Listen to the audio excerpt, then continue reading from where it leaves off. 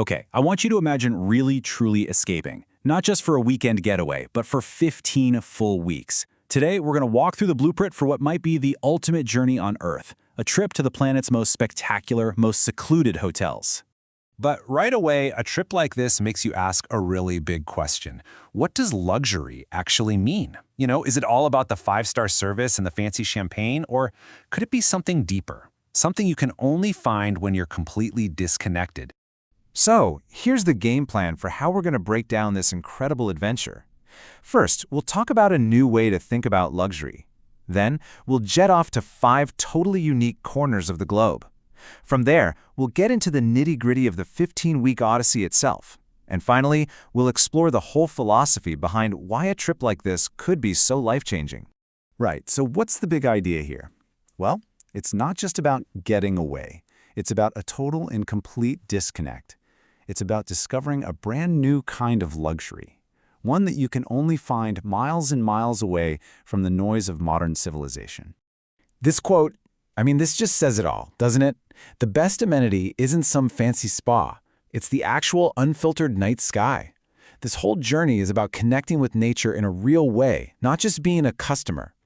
And yeah, you heard that right. Forget a quick vacation. We are talking about a 15-week Odyssey. The idea is to spend 3 full weeks in each spot. That's enough time to actually shed your old routine and really truly immerse yourself in a completely different world. So, where in the world are we going? Well, these 5 places aren't just hotels. Think of them more like gateways to entirely different realities. It's like a global gallery of the most remote and beautiful landscapes imaginable. First up, we're headed deep into the Arctic forests of Sweden, to the world-famous Tree Hotel. Just picture it.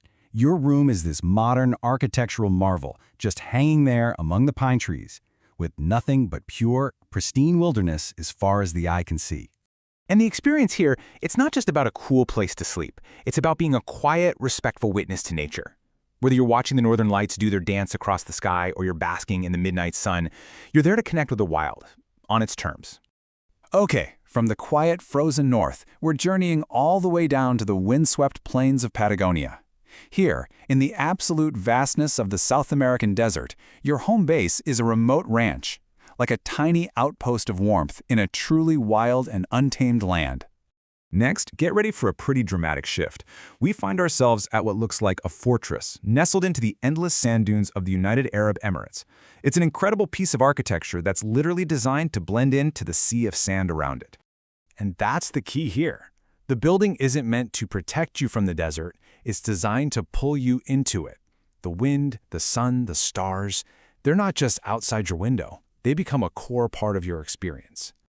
Our next stop is all about finding that deep sense of tranquility. We travel deep into the Japanese countryside to a secluded, traditional onsen. This is a place that's built entirely around the healing power of nature and quiet. Perfect service. And for our final destination, we head to Brio, a remote retreat perched way up high in the Italian mountains.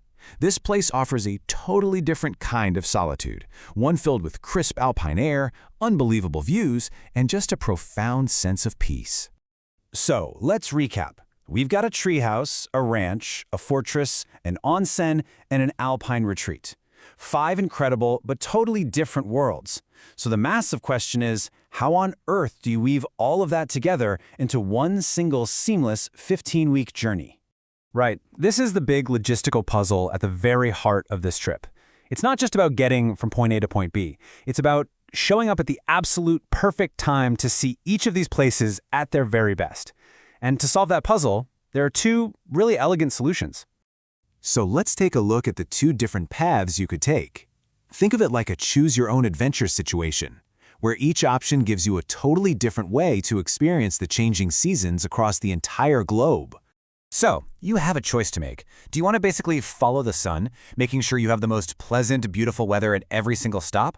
Or do you prioritize one of nature's greatest shows, the Aurora Borealis, and build the entire trip around that one magical, unforgettable experience? All right, let's really break this down. If you go with option 1, the climate-optimized route, you start in Patagonia with those stunning autumn colors, you hit the UAE before it gets crazy hot, you see Japan in this lush green spring, and you end in Sweden with the midnight sun. Option 2 flips it all around. You start in Sweden for the best chance to see the northern lights, but that means you'll hit Patagonia in the rugged, quiet grip of early winter. See? There's no wrong choice, just a completely different story to tell. So, when you look past all the incredible logistics and the beautiful scenery, what's this journey really all about? What's the deeper meaning here? I just love this way of thinking about it. You're not a tourist just walking through a gallery looking at the paintings on the wall. No, you're an explorer, and you're spending 3 whole weeks stepping inside each one of those frames to feel its texture, to understand its light, and to learn its unique rhythm. Ultimately, the whole experience boils down to these 3 things. A deep, real immersion in the wild, learning from the passionate, expert people who call these places home, and completely redefining what comfort and luxury mean to you. It's that combination that makes a trip like this so transformative.